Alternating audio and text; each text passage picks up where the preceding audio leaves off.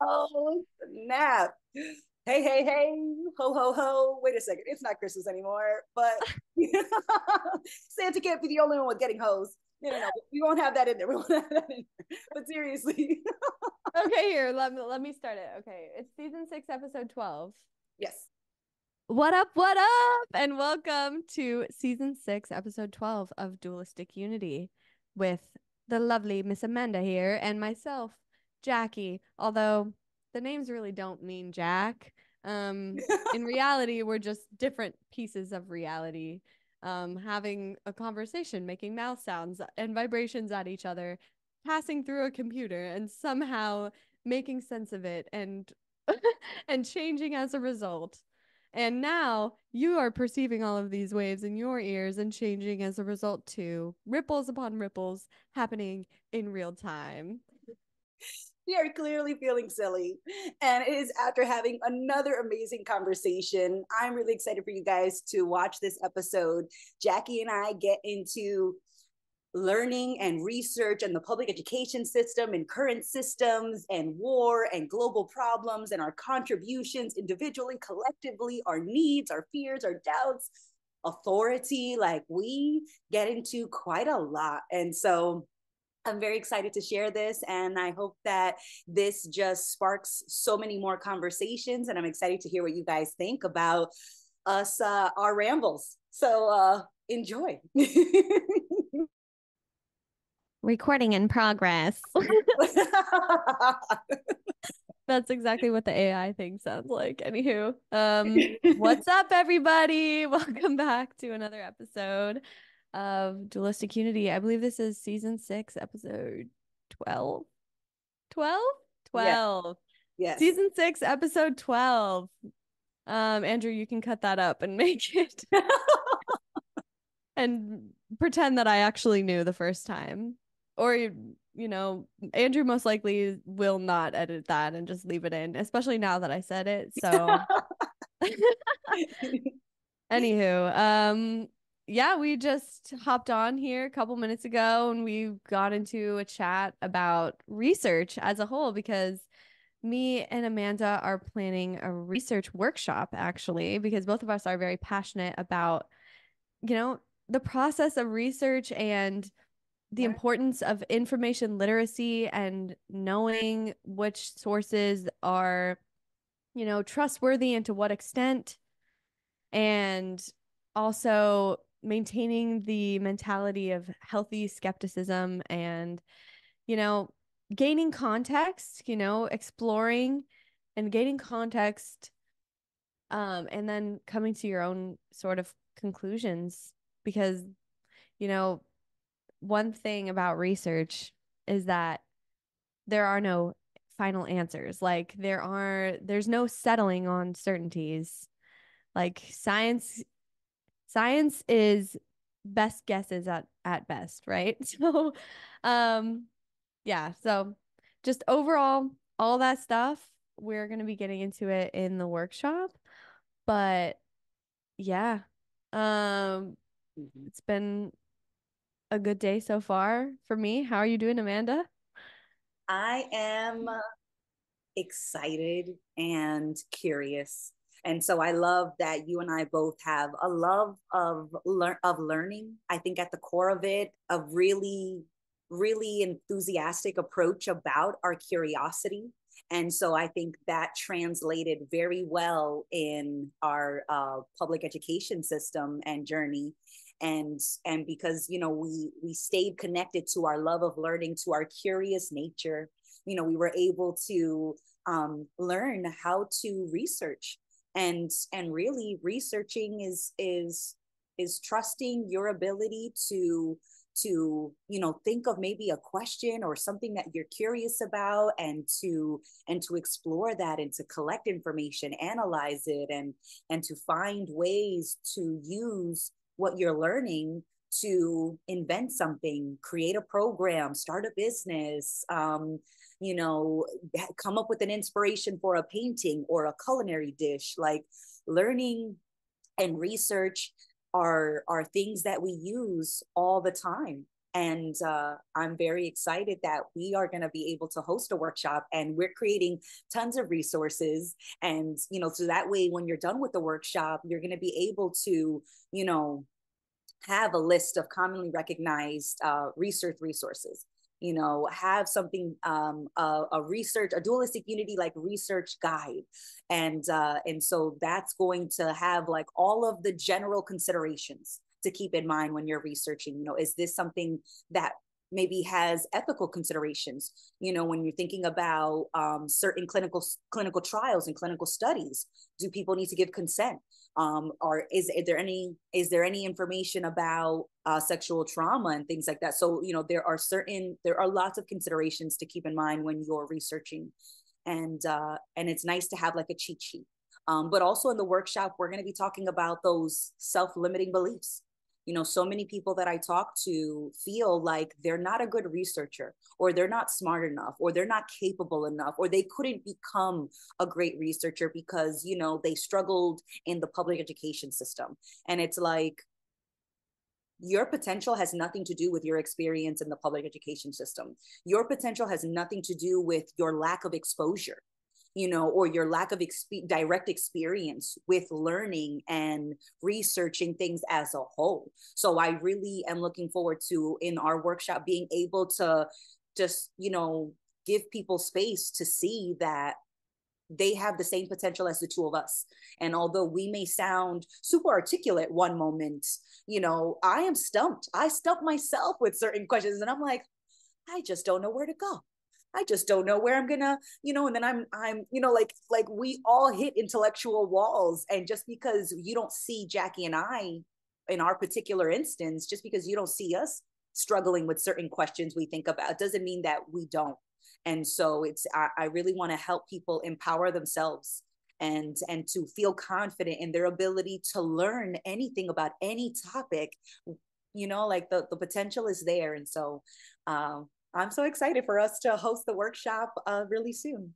Yeah, me too. I just think it's amazing how we have this resource of the internet. Like, that is, you have access to pretty much anything you could ever want to know.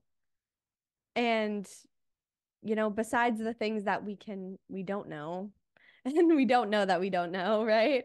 Or we could never know because, in the case of consciousness and subjectivity, like, that's a really hard thing to look at directly. So at least for me, that's something that I ponder a lot. That's like, I don't know, but there's a ton of research out there on that direct thing. And yeah, there's when you allow yourself to just follow your genuine interest, and you have the resources at your fingertips, and somewhat how to navigate them. We just want to give you like a little starter kit so that like the basics, and then you can go out there and research whatever your little heart desires.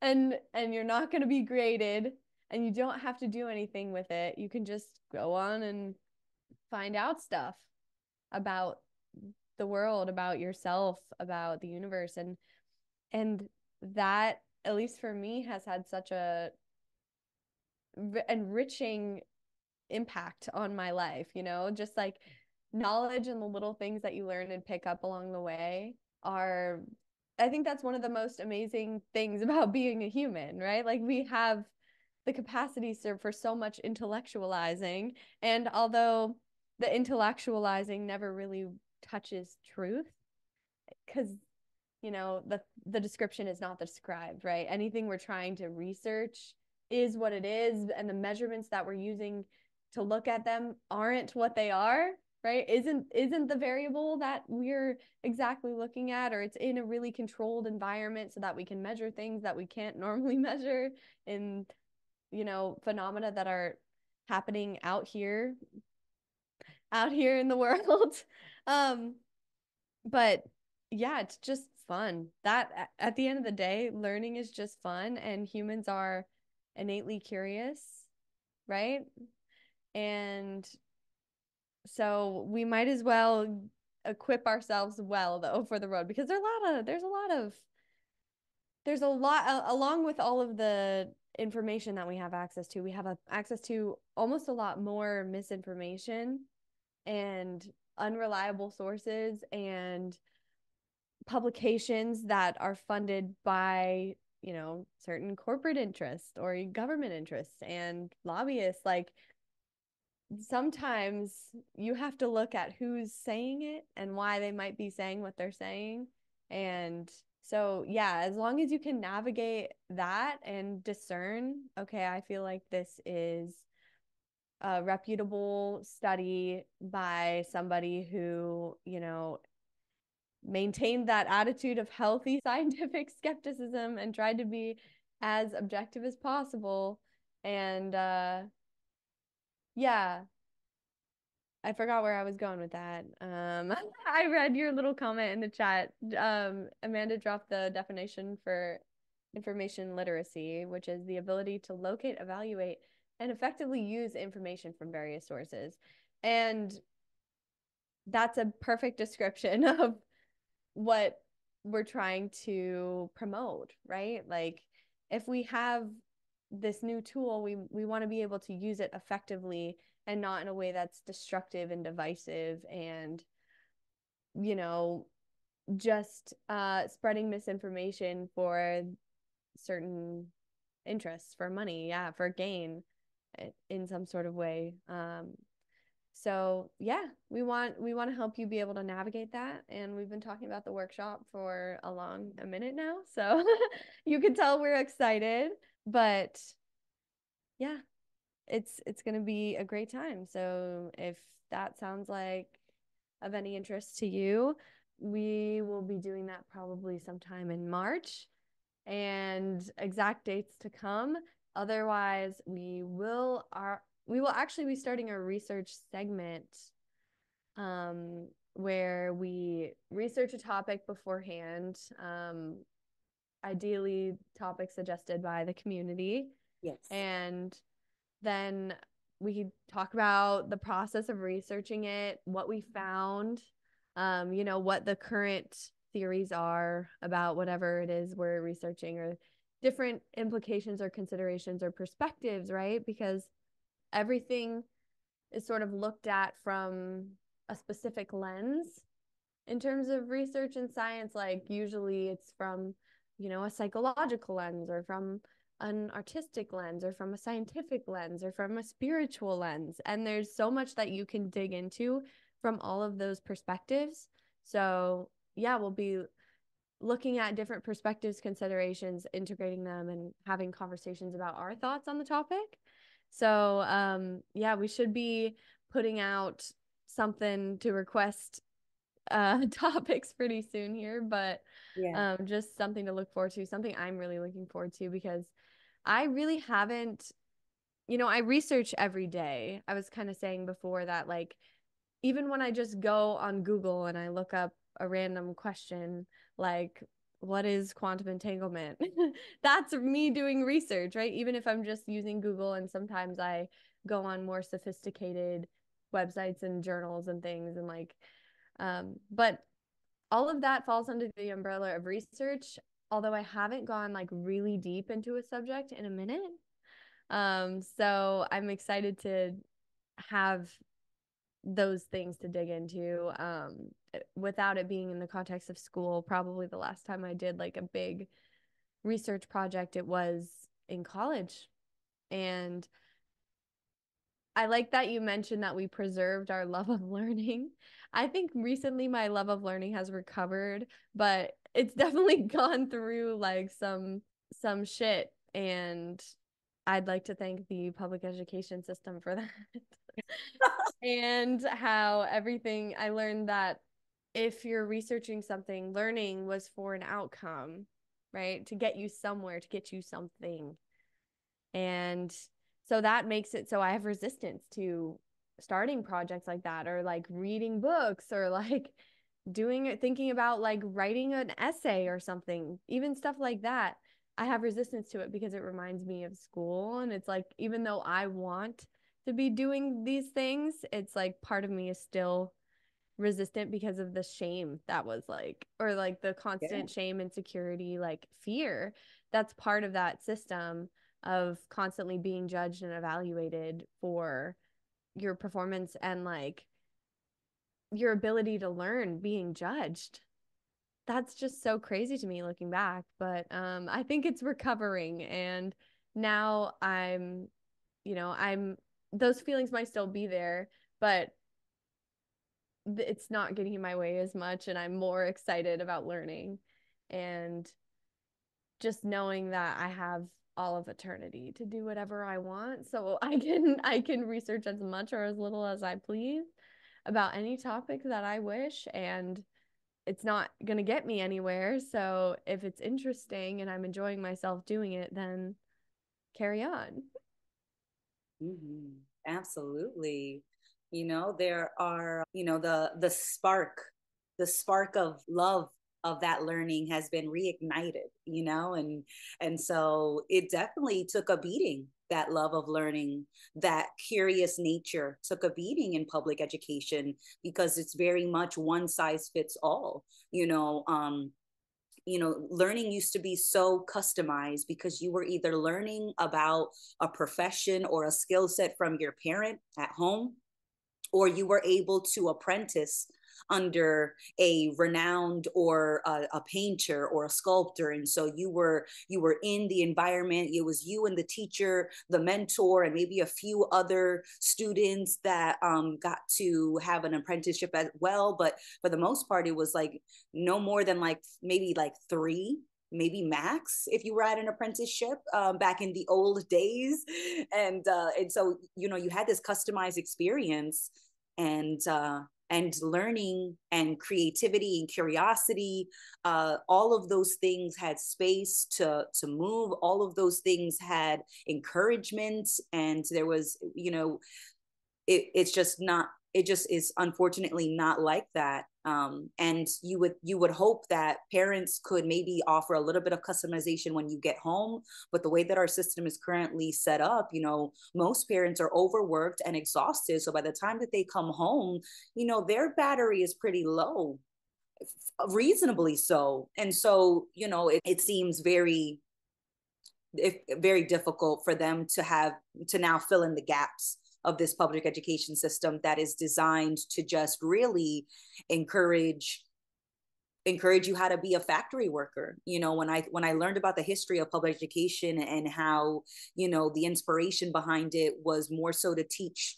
you how to take orders, how to work in a factory setting, how to be a good worker, to be reliable, to be punctual, to have scheduled breaks, to have scheduled bathroom breaks, to be at a certain place at a certain set of time, to have certain expectations, to get tasks done, to get graded on that, to get evaluated as an employee would. Public education wasn't certainly created in hopes of igniting your inner explorer. So I definitely think that it worked. A lot of people don't have a love of learning because they endured the burden of memorization and regurgitation. You weren't learning, you were training your mind how to memorize things that you would be called to ask to remember, and to have standardized testing, and to do well on the standardized testing, I mean. So it's like, how could you love that? Forced memorization? That sounds like a buzzkill. That doesn't sound fun at all. I'm not curious about being forced to memorize certain facts, certain statistics, certain places, certain historical events, which I say historical tongue in cheek because, not every historical event that I've read about or been taught about in school was accurate or complete. A lot of details are taken out. So when I think of that, I think of Texas, or in certain schools in Texas, I see that some of their history textbooks don't want to talk about slavery. They don't want to talk about Watergate because, God forbid we talk about Nixon or Reagan, and we're not worshiping at their altar, and so we don't want to talk about those things because we don't want to make certain groups of people or certain groups of affluent members or certain politicians or certain cities, we don't want to make them feel bad. Right. And it's like, yeah, but history isn't about only talking about what you want. the subject of history isn't only about talking about the things that make you look good. It's about everything, the good, the bad, and the ugly. But when you get to like embrace the whole story, you get to see the opportunities where we can learn from our ancestors, where we can learn from past generations, and where we can maybe take their dreams and our dreams, combine them, and live something way better than the Jetsons. I love that little cartoon. There was like, they had the robot, they had, the dad was on like that little conveyor belt, and they would like shower him up and like blow dry him dry and like dress him up, and he's on his way. And I was like, that'd be great. And in the 1920s or 30s, they had predictions that by the year 2000, we'd have 3-day work weeks, and most of the jobs would be done by robots, and so everybody would be on vacation. I was like, I love that future. Why aren't we living that future, people? Like, so it's just, history isn't only about feeling bad about the things that don't reflect the most considerate mindset, but I'd rather read the whole story than just the pieces that I feel good about. Exactly. Like you gain freedom of thought with access to information. Otherwise, people are controlling the narrative. There are certain interests that are protected systemically, And when we didn't have as much access to information, like if all of your news was coming from the television, right? Or the internet wasn't at your fingertips, right? It was like newspapers, TV, right? And it was a lot easier to control a narrative and control people in general about what they should believe about a certain situation. Like you saw that a lot in terms of like the wars that we've had as a country, like even the Vietnam War and stuff like that, like the propaganda and like the control of the narrative that implied that the US should get in there and get involved, and then it ended up being like a culture war. And that was the beginning, I think, of people like really questioning the government and being like, okay, maybe what they're saying isn't 100%. Maybe they don't really have our best interest in mind. And it's funny that you see like protests like that happening at colleges and places where people have access to information and are a little bit open-minded. And that's where change happens. And even today, like, I guess it's not well, yeah, it is our responsibility individually, for this system, and not even in a controlling way, but like it is kind of our responsibility to pay attention to what's going on and to like try and have influence where we can, like bring us back towards ourselves. And if we see information that's being used in a like divisive way, we should be able to recognize that for what it is and not let it influence us, and you know encourage that attitude of like skepticism and curiosity, and like doing the work of like thinking through what's being said and really like considering if it makes sense and like whose interests are at the root of whatever is being said. That, I think, just little bit of skepticism makes you really difficult to control. And that's what the larger forces that be do not want from us. They do not want us to be skeptical because, that's not very great for capitalism, and that's not really great for, this illusion of a democracy, right? So we're really getting into it now. Fucking, Yeah. but yeah, that's what sets you free from being pushed and pulled by all of these forces that want to control us, for their own benefit, for their profit, and don't really have our best interest at mind, right? Like they're like creating problems that then we need to solve by giving them money or living our lives in a certain way, or like they're creating these like overall expectations for how it should be, and then we sort of enforce that on each other as well. Mm-hmm.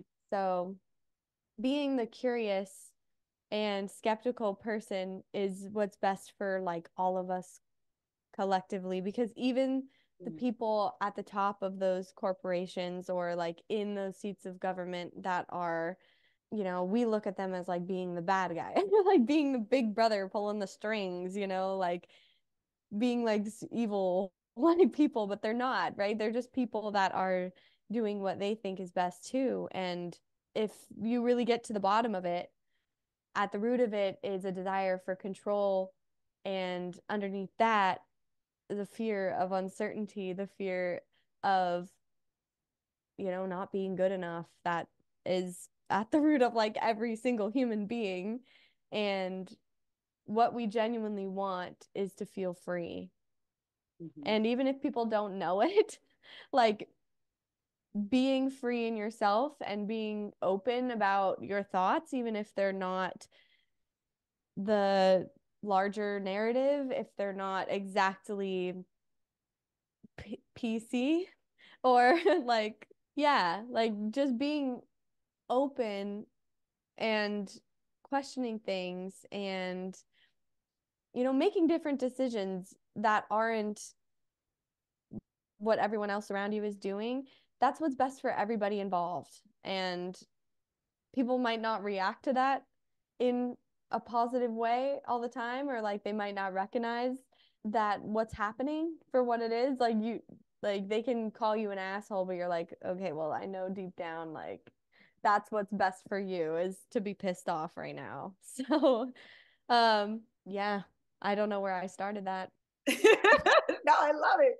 And you know what? Maybe I am an asshole. And that's okay too. Like I'm not one thing. I'm not always the nice guy, and I'm not always the, you know, the asshole in the room, you know, but I have the potential um to embrace a mindset that is not considerate, that is, you know, trying to convince everyone about something because, you know, I identify with that idea, that concept, that theory, that story. And so when someone challenges the story or the idea, it feels like they're challenging me because I've identified so strongly with that stance, with that opinion. And it seems, you know, like like alerts are going off in my mind, you know. And that's how I used to feel when I was a lot younger, when I was constantly trying to shout over other people and constantly trying to be the smartest person in the room or the loudest or the one who got the final say or the one who knew the most, you know, so I should be in charge and people should listen to me. And really that was just me identifying so strongly with a certain narrative, because I thought that that meant something about me. And I thought that if I wasn't intelligent, I wasn't valuable. If I wasn't skilled, I wasn't useful. I wasn't desired. I wasn't wanted, you know. And so a lot of those intellectual insecurities were really about, you know, a lot of deeper insecurities about my value and about, you know, being good enough. And so it's so intertwined, and yet people don't maybe some don't always want to admit that the reason why they defend the side so hard is because they identify with that side and they think they are that side, and that changing means something about them. And taking in new information and making a new opinion means something about them, that they're inconsistent, they're a flop, they're, you know, they're not strong-willed, they're easily swayed, you know, they're like, you know, they're like a leaf in the wind, they go wherever the leaf wants. And it's like, does changing your mind really threaten your identity that much? Are you just gonna disappear into a puff of fucking smoke if you change sides? Like, like it's just the you know, it just seems like insanity sometimes when I think about that. And I do love that you brought up the anti-war movement against the Vietnam War. I had looked it up while you were chatting, and it was the largest anti-war demonstration in the U.S. up to that date on April 17th. There was about 15,000 to 20,000 people who attended, but it's not the first time that there was an anti-war movement in the U.S. That was after the first war was declared. So, and that was the War of 1812. And that was one of the strongest anti-war movements in American history. The Federalist Party, which was one of the earliest political parties in the US, with the Democratic Republican, because they used to be combined and then they used to sound very differently than they do today. But they opposed the war with Great Britain, the War of 1812, on political and economic grounds. They viewed the war as a crusade, as a selfish attack launched by the Democratic Republican President James Madison that would disrupt the region's shipping and fishing industries. So people have been anti-war since we decided we were a country, and it's all about the money. You're messing with my business, Bill. What the fuck, man? I don't want to fight my business partner across the way. Do you not see this? You're really selfish. You're being really selfish going to war with Britain, man. And it's just, and I know that I'm making it sound a lot sillier than it is, but it just, sometimes our reasons to go to war and our reasons not to go to war sound really silly. Sometimes. Yeah, you would think it's like, those are people over there. Maybe we could talk about it. Do we really have to kill each other? And that just comes from people not being able to let go of their beliefs or like allow another perspective to exist, right? Like people need their false certainty so bad. They need to believe that their perspective of the world is good and right so that they can feel valuable. And in order to feel valuable, like you have to perceive somebody else as being less valuable. And that's how these concepts create real conflict between people, where otherwise, like, yeah, people don't get along sometimes, and that's fine, right? That's whatever. But like, you not agreeing with somebody should never ever be grounds to go over there and murder them. Like, you but disagree with me, now you must die. Like, it seems so crazy that we can't talk about it. Like, I'm sorry, aren't we all earthlings? Why doesn't that matter? Aren't we all, like, I fight with members of my family. It doesn't mean that I'm like, oh, that's it, auntie's going down. We're gonna poison the mashed potatoes because, like, she disagreed with me about the recipe, so I'm gonna kill her. When you put it on like a macro level, like a micro level, it seems ridiculous to kill somebody because you disagree on an opinion. And yet on a macro, larger global level, it makes total sense. Like, well, we don't know what they're doing with their nuclear weapons, and we could talk about it, but we don't trust them because we know that we would lie to them. So we shouldn't be trusted. And because we shouldn't be trusted, they also shouldn't be trusted.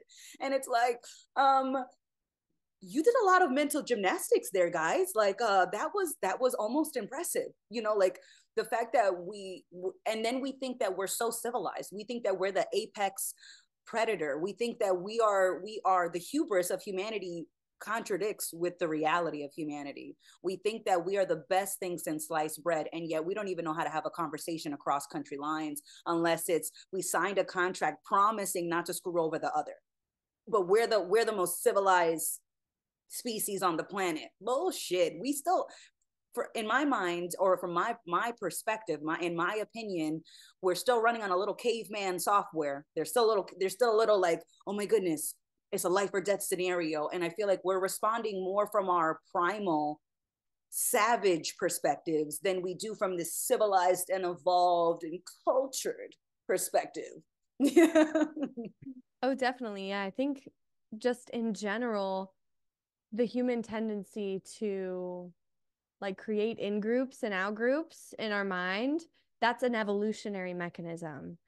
And it was based in a society where we were competing to eat, right? Like, it's always going to be my blood, like, from as an animal. Like, our primary drive as an animal is to survive and reproduce and like push our own bloodline forward and like preserve ourselves. And yeah, that's at the root of every little and big conflict, right? Is just needing to perceive ourselves as more valuable or more fit, and like feeling this sense of competition where really it's all one thing, like working together and Like we just don't perceive it as that because we're perceiving ourselves as separate parts. But really, we're not separate at all. Like that's just a conceptual division, and there can't be an in group and an out group without that conceptual division.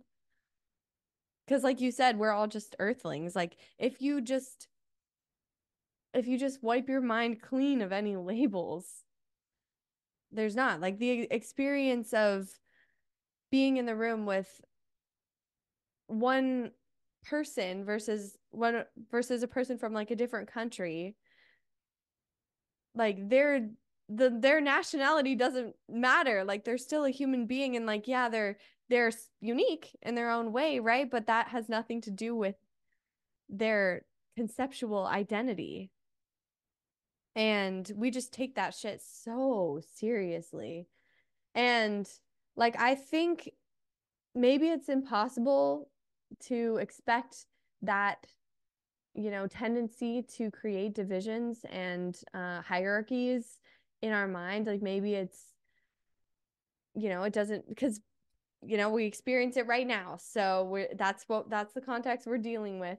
But I think you don't have to take it seriously. That's the difference of knowing like, yeah, we're different, but that difference doesn't really mean anything. And it's like not one is better than the other. It's just two different things. And like two different things can exist without being in competition. But that's just not how our mind works. Like there has to be somebody who's right and everybody else is wrong. But it's like if the other people think they're right and you're wrong, then like, and then you just have to say like, oh well, they're stupid. Like they're intelligent, or like they're not as valuable as, they're not as aware, they're not as civilized. They're exactly. And that's been the justification for genocide and war and countless like horrendous fucking things that when you look at it, you're like, how could a person do that to another person? But yeah, like our tendency to do fucked up things when we think it's the right thing to do for us is shocking as humans. And there's been a lot of psychological studies that have proven this. Like if you look at the Stanley Milgram experiments, I believe that's what it was, where they had, well, I won't describe the study, I guess, in specifics in terms of method and stuff, but basically somebody was applying shocks to somebody else, like based on like this learning game. That's what they were told it was about. But really it was, they were being told by an authority to keep going. And then even so it becomes like this moral dilemma at a certain point where it gets to a voltage that's really high, and like the participant doesn't know if they're actually hurting somebody or not. And even when they are led to believe that they are hurting somebody, they'll continue on if they think they're doing the right thing. If an authority is telling them, "Oh no, like you must keep going." And they've used that study when analyzing like how the soldiers in Nazi Germany, did the things that they did to the Jewish people, right? Like humans can be pushed to a level of like seeming inhumanity just by being led to believe that they're doing the right thing, that they're working towards the right cause. And yet it's like we have to keep believing that, because otherwise, like, we can't accept the things that we've done. We can't look at ourselves and forgive ourselves because then we're a bad person if we weren't fighting for a just cause. If like the things like we have to believe we're in the right. And all of it's actually bullshit. And like we can forgive ourselves for the cruel things that we've done out of a place of fear and insecurity and like clinging on to false certainty. We did that because we were scared, and all of us are guilty of that. All of us. No, there's not a single person who hasn't acted selfishly in their own interests, or like hurt somebody else and then didn't feel bad about it because they thought they were in the right?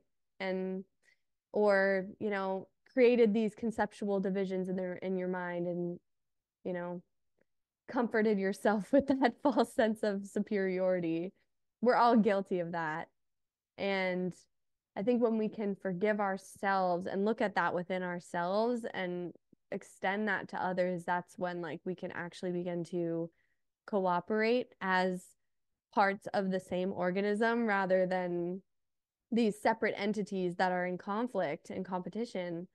Like we could theoretically use our resources in such a different way, and it would be better for everybody involved, and our quality of life would dramatically improve if we were to just, you know, look each other in the eyes and like see each other as equals and cooperate. And if we can't, like at least be respectful and not fucking try and kill each other. Just, there's a lot of space. We can separate if we need to, but like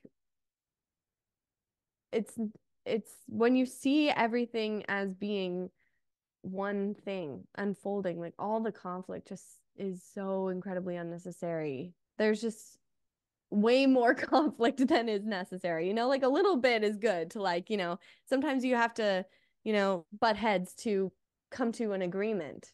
Yeah, well, you Or can disagree without conflict.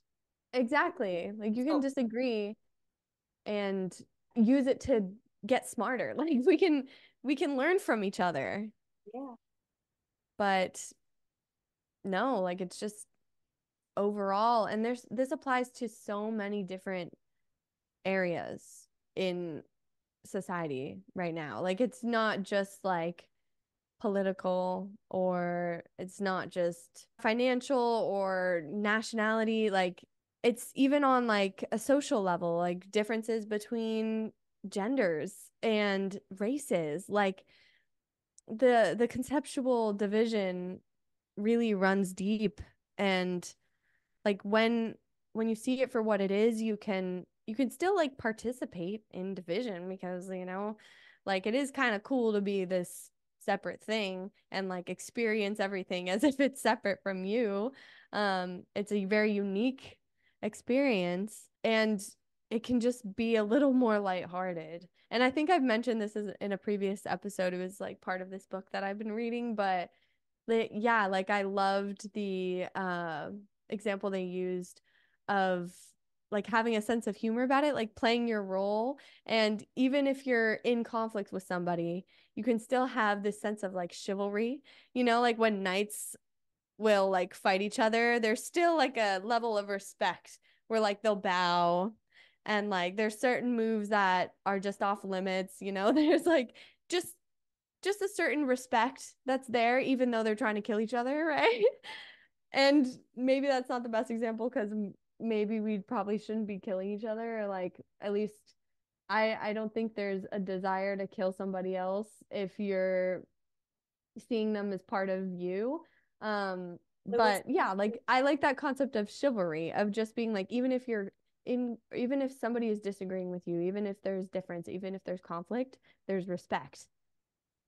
And that's what we're missing. Like we see anybody who disagrees with us as just being wrong and less than.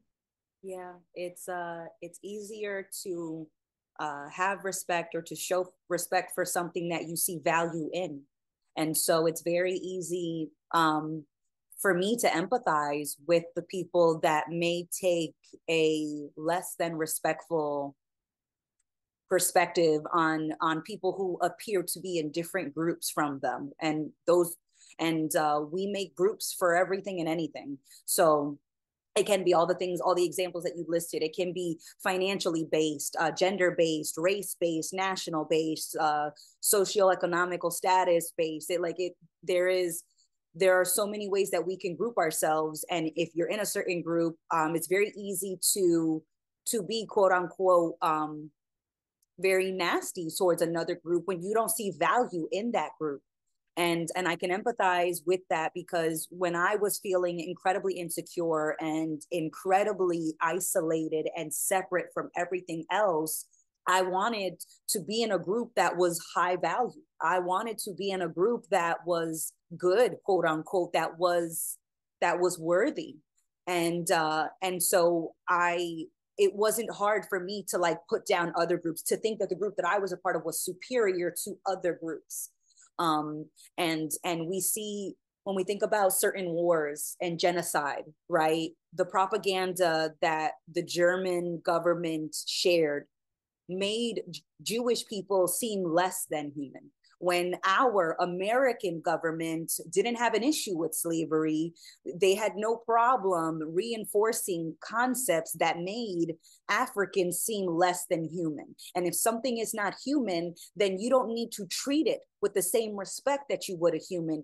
When something is subhuman, it's easy for you to beat it harder, to starve it, to rape it, to sell it, to kill it, because you're not looking at a person.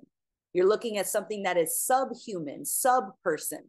And it doesn't take much to want to treat, that quote unquote inferior group with nastiness and just venomous choices. It just doesn't seem like you're doing something to a person. It seems like you're like abusing an animal. And for the people that do abuse, like quote unquote, like official animals, because we don't always recognize ourselves as mammals, as animals, but when we think about cats and dogs and insects and cows and sheep and lambs, we think some people don't even see value in them. And so they have no hesitation to keep chickens in a cage for their whole life and never let them take a step.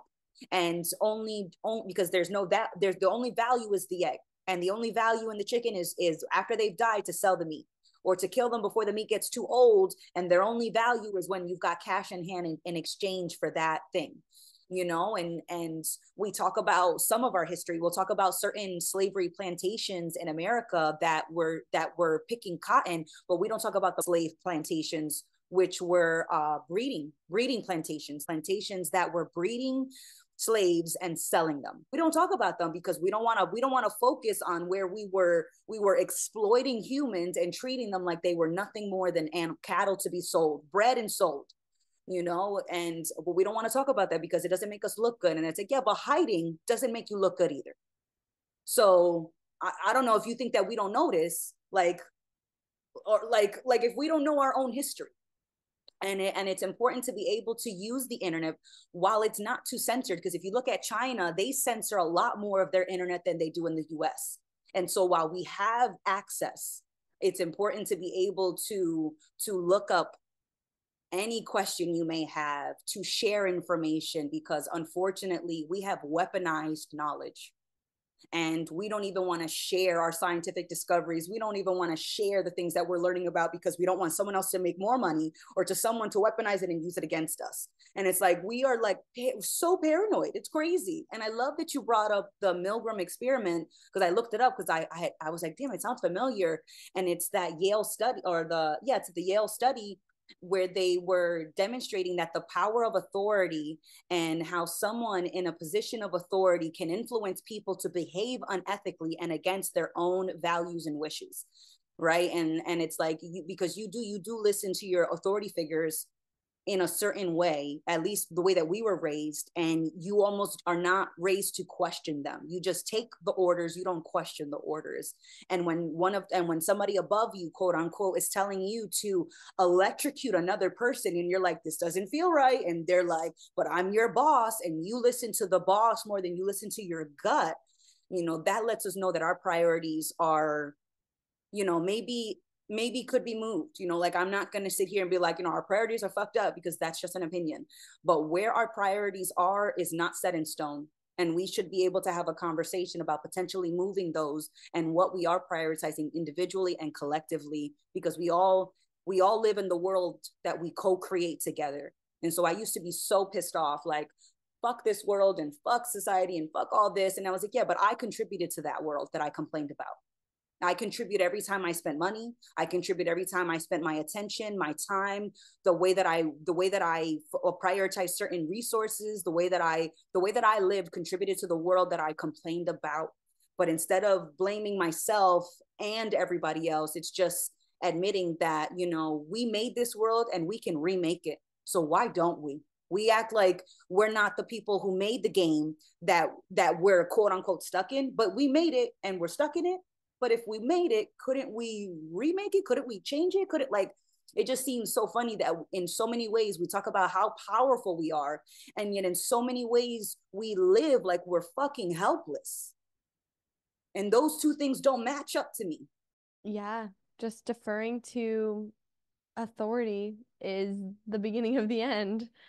Because in the Milgram experiment, it literally was just the researcher in the lab coat telling them to keep going, right?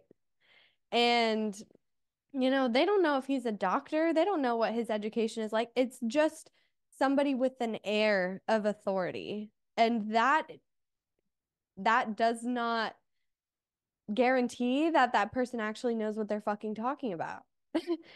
Nobody knows everything, right? So like you need to be like you need to recognize that. You can't look at anybody as like the answer to all of your questions. You can't look at anything as the one authority on what you should think about any particular topic. Like there's always more considerations to be had. And when you maintain that awareness of like the impossibility of certainty, right? Like you're a lot less easy to control. It's that, right? Like people have just, not wanted to take responsibility. So they defer to an authority that tells them this is the way things are and everything's going to be okay as long as you keep doing this.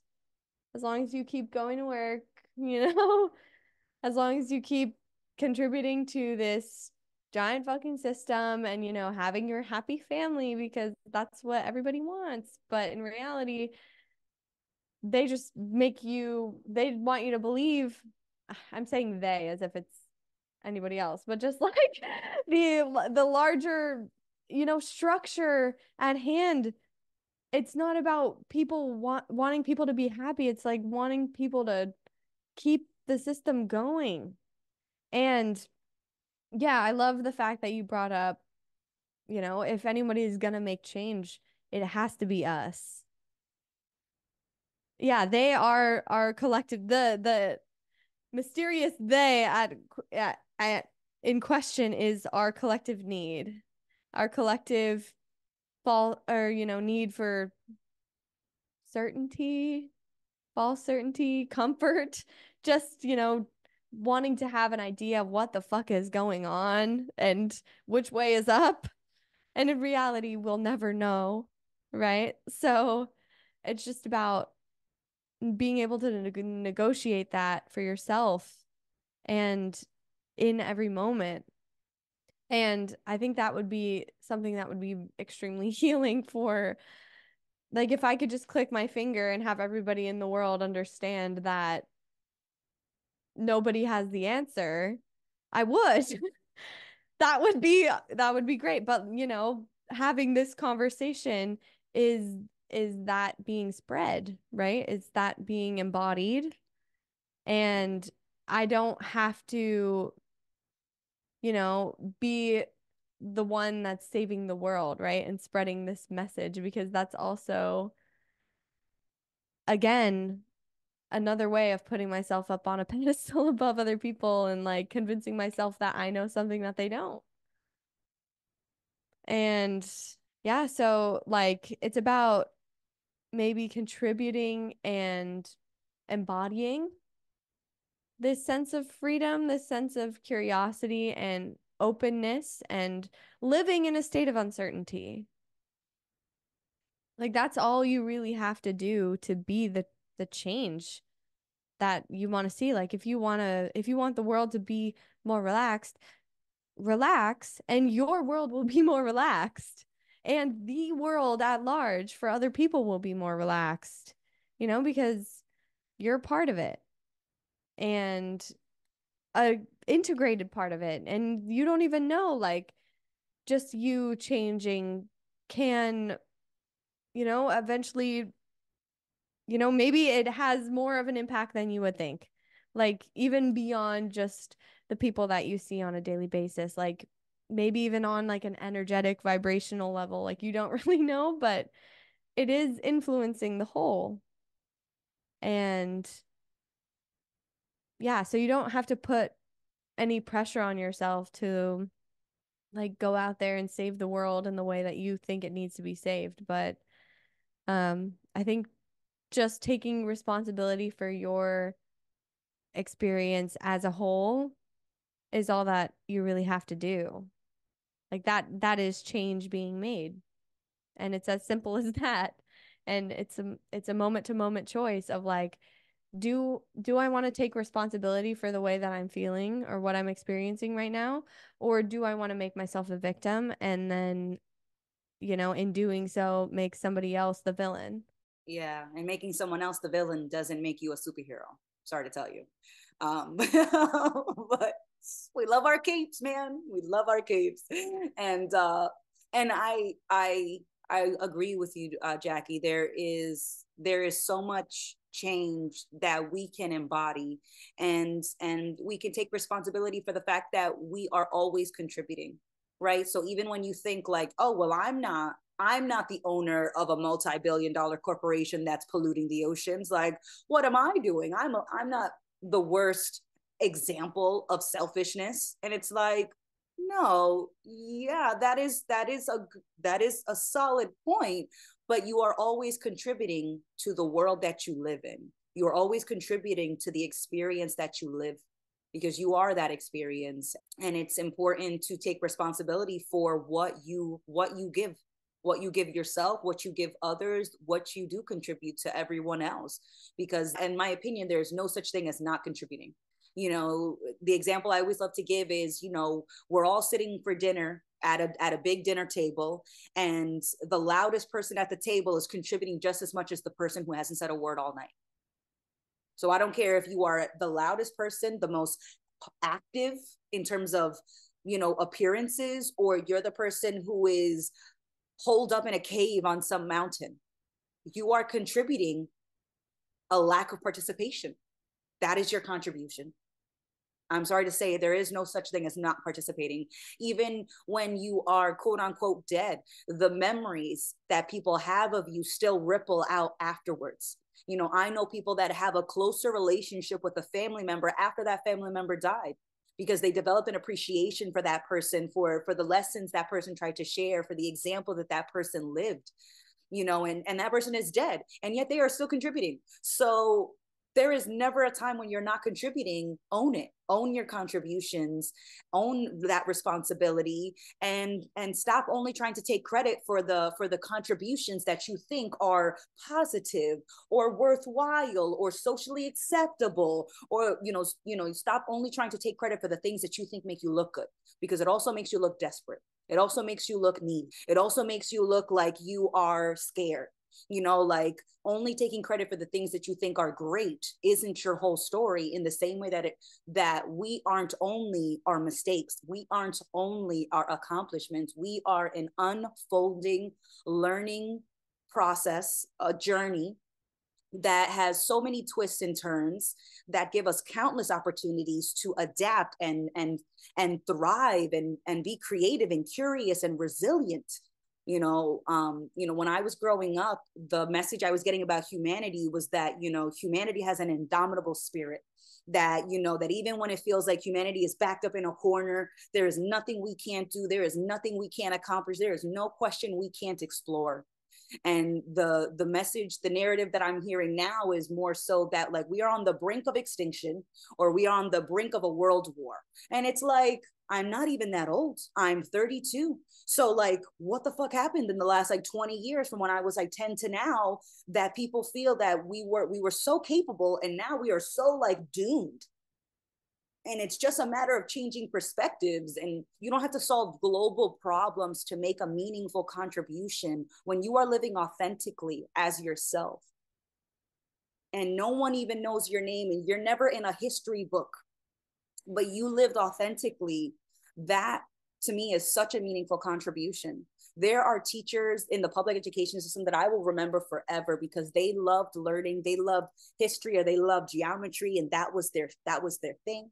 they had to teach me everything because it was a middle school and elementary school. So you had one teacher that taught you everything, but like you could tell like they had like certain things that they like they would just light up with, and they probably are not thought of by many people, and yet they impacted my life in ways that still ripple, right? So you don't need to be the most famous person or the most genius person to make meaningful contributions. Just being yourself, just relaxing, just being authentically curious and authentically enthusiastic is the most meaningful thing that you can do.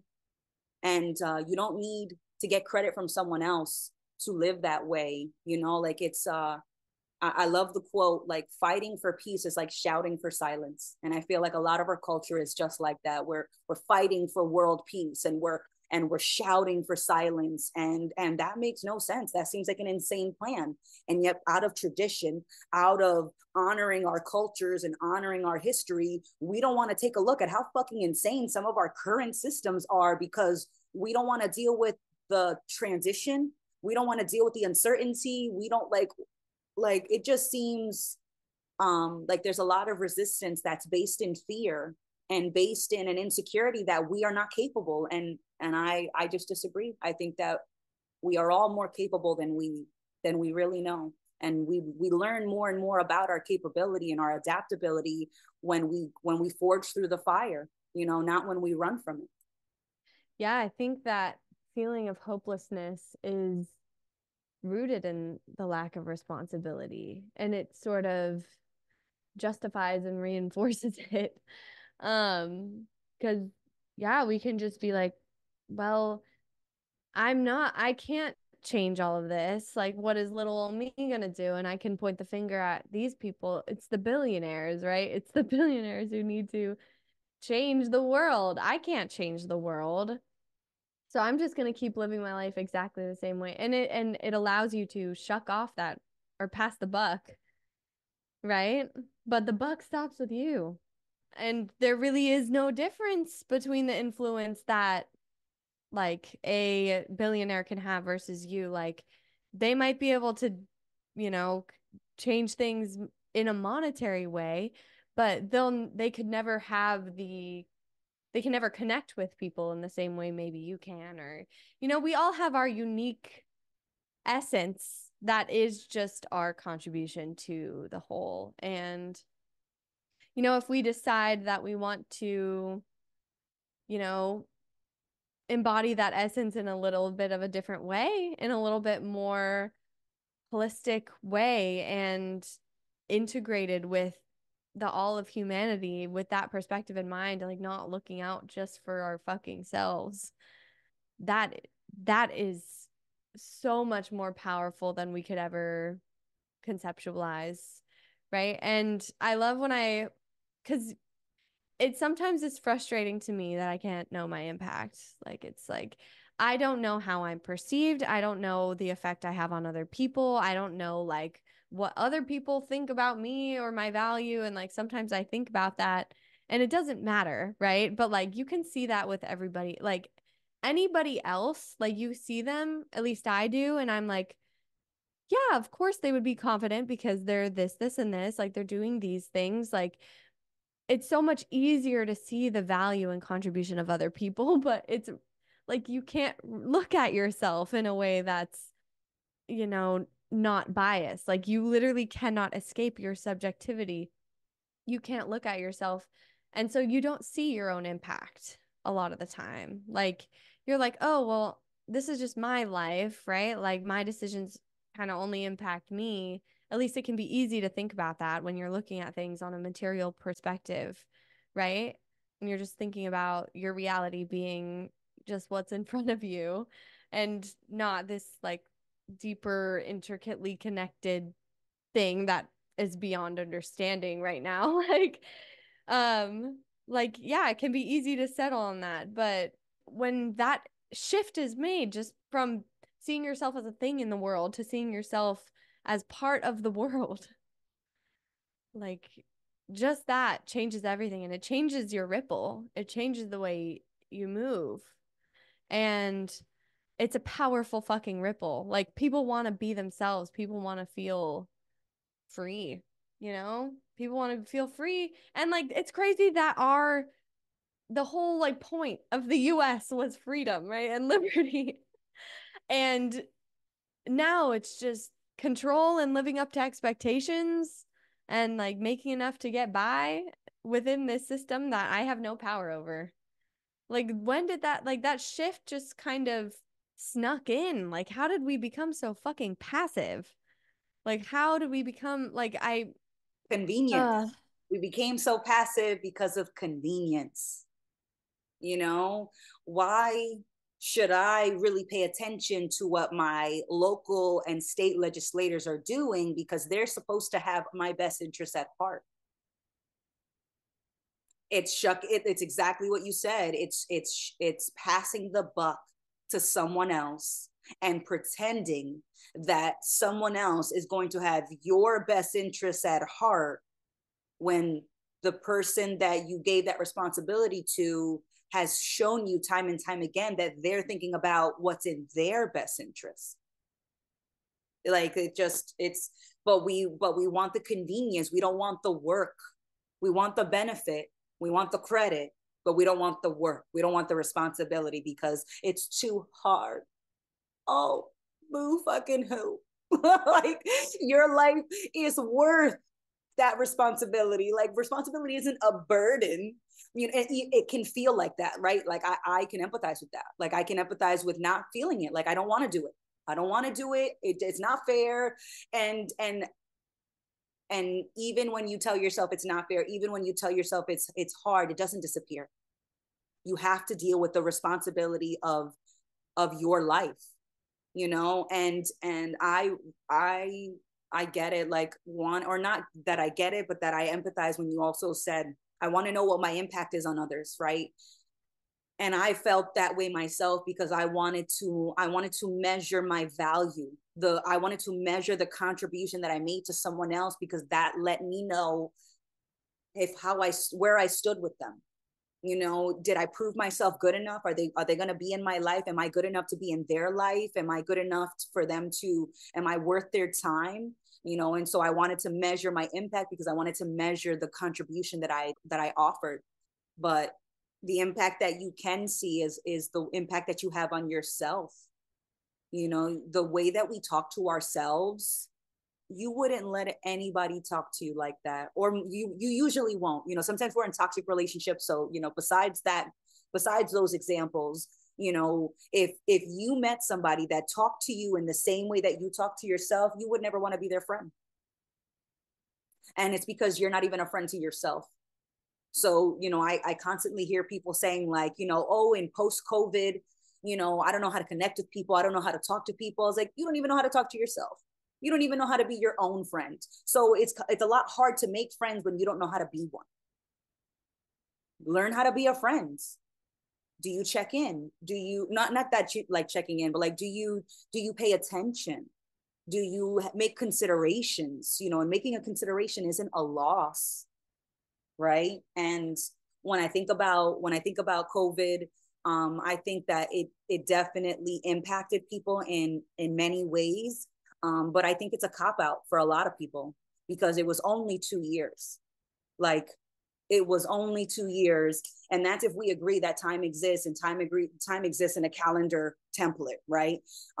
So it wasn't that long, and the skills can be rebuilt. You know, you ever heard the saying when you were in school, if you don't use it, you lose it? Well, guess what? If you use it, you regain it. Like, it's like the opposite is just as true.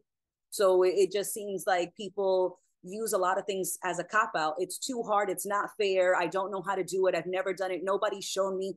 How do you think every first person who did something like started? You know, the first painter. We were in fucking caves breaking cranberries and berries together to make red and using our hands, and boom, artwork made. What was the fact that they were the first ones, that somebody didn't roll out the red carpet for them to learn how to draw on cave wall? Did that stop them? No. Was it incredibly hard to come up with a new way to create and express yourself? It wasn't that hard because we did it. Was it fair that they didn't have an art school to go to in the jungle? Like, the excuses that we come up with are just that. They're just us expressing an insecurity and an inability or a perspective that we're incapable. And that's just bullshit, because for every person that says that they can't, there's somebody that says that they can. And so I've seen people who had kids in high school who were the first generation, came here, didn't know, their parents didn't know the language. They're translating between their parents and their school. They're like 8 and they're translating 2 languages and they're helping their parents pay their rent. And like, besides the things feel hard or that something may not feel fair, besides all of that, what are you doing? Like, you're so much more capable than we appear. Like, you've never done it before, and no one's not showing you, and I don't know where to start, and just do it. Just start and figure it out, because it's just the biggest barrier is me. And that's what I've learned. Like, as much as maybe my gender is sometimes a barrier in certain environments, maybe certain languages, I can't walk into a room in Japan and work the room in the same way that I could in America because I don't know the language. So maybe my language is a barrier, maybe my gender is a barrier, but the barrier doesn't mean that's the end of the conversation. And that's where I like to encourage people and to call them out a little bit. That's like, and so what? You're not the first or the last person that struggles. You're not the first or the last person that's going to deal with uncertainty. And so how are you coping with uncertainty? Are you coping by telling yourself that you can't do anything? Or are you coping like, well, I don't know if I could do something, but I am curious. So I'm going to throw my hat in the ring. I don't know if I can or can't do it, but I'm curious enough to find out, and so the way that you cope with uncertainty is on you. And so, I feel like it's, you know, it's not always going to feel pleasant, but just because it doesn't feel pleasant doesn't mean that it's not worth an attempt.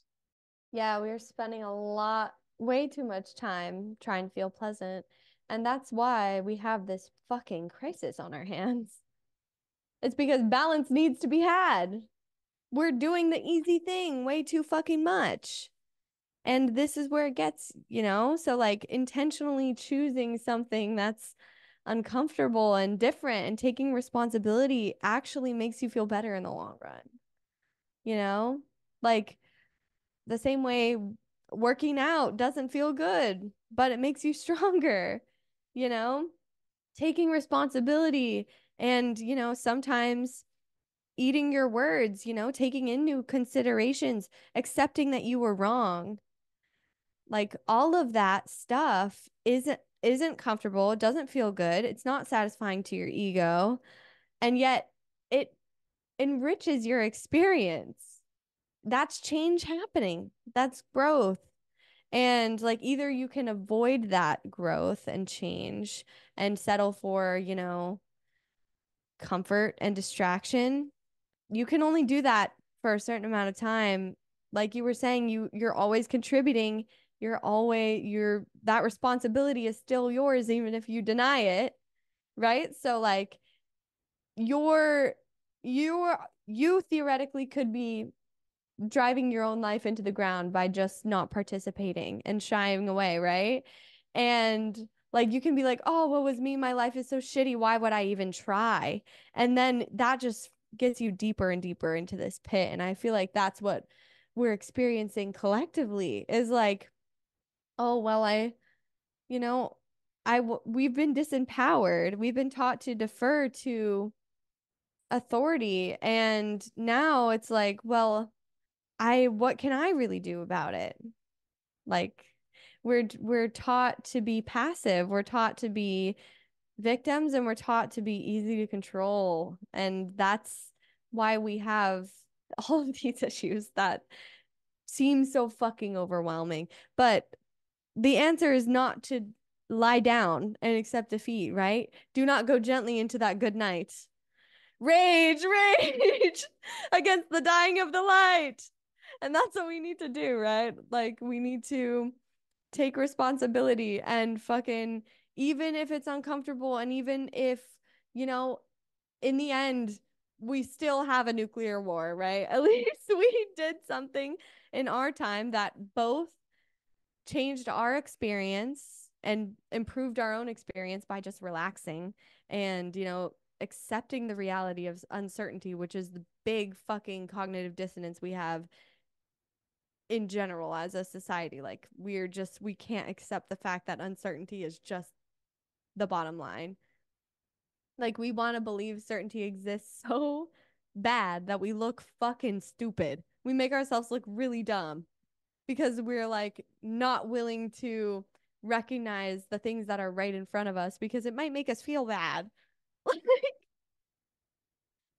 Okay, but yeah, actually embodying that change and changing your own life and seeing the ripples, and not seeing the rest of them, but just knowing that they exist, right? Like just knowing that change is happening if you're changing. So basically, we need to stop being little pussy bitches and like fucking Well, accept that. sensitive little Yeah, sacks, right? Sacks are yeah. more sensitive than pussies. Pussies take a beating and keep on trucking. Yes, actually, thank you for correcting You me know, there. Like, I love talking shit. you know what I mean. Like we need to, and I think it just comes down to like our unwillingness to take responsibility is just because we need to think of ourselves as good. Like we need to think of ourselves as good and worthy. And black and whites don't fucking exist. Everything is a shade of gray. And so if you can't take in new considerations because right now you think you're a good person, and if that's challenged or questioned even slightly, you're gonna lose your center. Like that limits you so much in terms of your growth and what you're capable of doing. Like, yeah, you're gonna have, if you want to like have a genuine impact, and if you have like a big dream or you have like a big project you want to accomplish, like you have to be willing to try shit, even if, like you said, you don't have anybody telling you how to do it or what to do or what direction to go in. Like you have to sit in the driver's seat and make that decision. You have to be willing to accept the uncertainty and the failure and the self-judgment and the doubt that come with that. But what you find when you are able to accept that a little bit more is that it's really not the threat that we always perceive it is, right? And then it actually builds our sense of strength to go through shit like that and keep going. Because then it's like, okay, well, there's all this evidence that I'm actually going to be fine, and my life is going to continue on. And so change really isn't so bad. And it doesn't mean that I was a piece of shit before I changed. Like I can just accept the new considerations without making it about me. And we're just making everything about ourselves and trying to understand what we are and if we're good enough. Like that's the bottom line. That's at the root of all of these conflicts and all of this tension collectively, is just this question and this desire to feel like we're good and we're worthy. And you are inherent, like you're not good, but you are inherently worthy, right? Like you are the universe in a drop. Like if you look at the universe or anything else in your perception, like you're a part of that. Like everything that you appreciate and all the things you don't, and all the things you don't even know about are within you. Like it's so much bigger than just are you a good or a bad person. Like you are infinite potential, and you are intelligence manifest, and you're here, so you deserve to be here. And you don't have to prove that on a conceptual level. Like your experience comes down to your experience, and the more that we prioritize that and take responsibility for it, the more that we can see change happen, like on an individual level, but also on a collective level. And and it's crazy how much change can happen in such a short amount of time. And so we shouldn't be doubting our ability to like turn this thing around.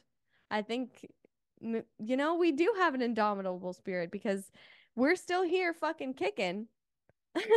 And Even though there are many people out there that, have become passive, there's a lot of people who haven't, right? And so overall, the tide can turn any day now. And it starts with just your ripple, right? Everybody has to take that responsibility on themselves, but if we all do, we're fucking powerful. The tide has already turned, man. Like we are collectively having a conversation about where our priorities are and how we are navigating the current system and the current structures. And we are talking about that more. There are thousands of people in the DU community, and there are so many more people outside of the DU community that are thinking these questions, that are thinking about these considerations, that are just not so sure that the way that things are is the way that things should stay.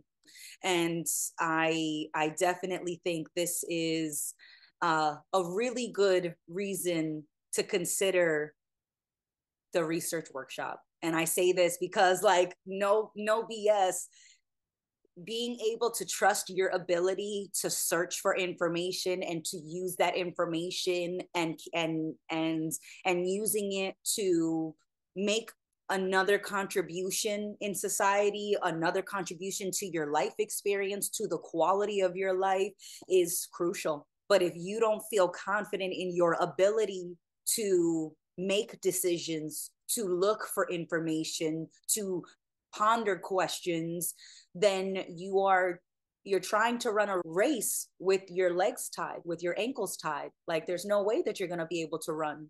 And so being able to develop skills and develop really confidence and faith in yourself to adapt to any circumstance is such an important thing that I don't see enough, in my opinion. So, I definitely think this is a great place for us to wrap up, but I definitely did a shameless plug about the workshop, because ultimately that workshop is going to give a lot more than we're getting. And we're going to have so much fun in it, and we love sharing information, but like, we're not selling this workshop for thousands of dollars. We're giving away so many resources. We are sharing our enthusiasm, our curiosity, and a genuine desire to share and to help people empower themselves. And so that's why, this shameless plug is more of a selfless plug, because I'm not going to certainly be able to quit my job from the profits, if there are any. But it's not about profits, it's about the people, and reminding them that they are more capable than they imagine, and that there is nothing they can't adapt to. And so even if you're not sure exactly what you'll do, it's all going to work itself out. And so I like that the workshops and all the resources that DU offers are all just reminders about your own ability to handle anything that comes your way. Well said, Amanda. Yeah. Please come to the workshop if that interests you at all. We would love to just chat with you and dig into some fun topics and, talk about our research experiences, share our little tips and tricks. And yeah, like you said, empower more people, more versions of ourselves to take agency over the information that they accept, the information that they, you know, base their decision making on.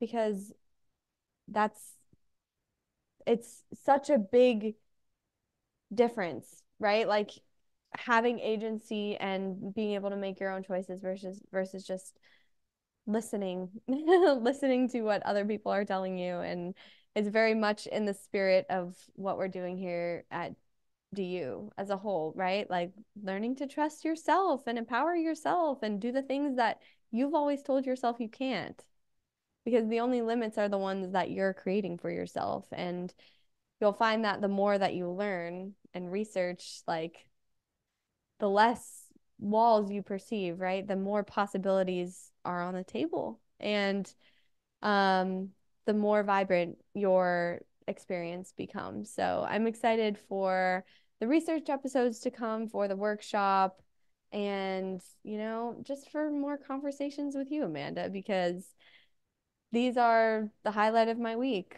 honestly, most of the time. And it's so fun just having this space, having this platform, and the ability to practice, you know, running my mouth, having faith in myself, to, you know, process and just be process. And it's so much easier now that I recognize that I can't measure how I'm doing. I'm not doing this for any reason other than I enjoy doing it. And yeah, so it's just incredible being able to have these conversations every week. And thank you all for joining us for this episode. We'll see you for a DU Real episode this Friday and every Friday at 4 p.m. Eastern, 1 p.m. Pacific. And be the change in your own life and and for all of us, right? Just embody that relaxation and you never know the impact that you can have. No. So, yeah, thank you guys all for listening and we'll see you next week. Thank you, everybody. Bye.